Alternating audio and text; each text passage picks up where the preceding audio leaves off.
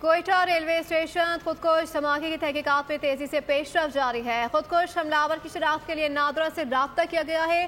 जिस्मानी आज़ा फॉरेंसिक के लिए भेजने का अमल मुकम्मल कर लिया गया। स्टेशन पर लगे 16 CCTV कैमरों का रिकॉर्ड तहवील में ले लिया गया।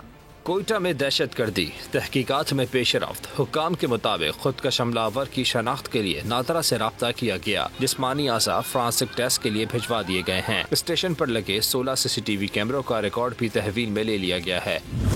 तस्वीर का फॉरेंसिक ऑडिट करवाया गया है। तस्वीर में देखा जा सकता है कि दहशतगर्द ने अमरीकी साख्ता M4 राइफल उठाई हुई है। ये राइफल अफगानिस्तान में डॉलरों के एवज खरीदी जा सकती है। दहशतगर्द रफीक ने US मरीन कोर का यूनिफॉर्म पहना हुआ था। रॉ की मदद से BLA अमरीकी सासो सामान खरीद रही है। BLA मासूम पाकिस्तानियों के कत्लेआम में मुलव्वस है। कलदम BLA ने हमले की जिम्मेदारी कबूल की है और हमलावर रफीक बसंजो की तफसीलात और तस्वीर सोशल मीडिया पर शेयर की है। कोयटा रेलवे स्टेशन के प्लेटफॉर्म पर खुदकश धमाके से 26 अफराद जाँ बहक और 40 से ज़ायद जख्मी हुए थे। सब्सक्राइब करें और बेल दबाएं ताकि कोई खबर रह न जाए।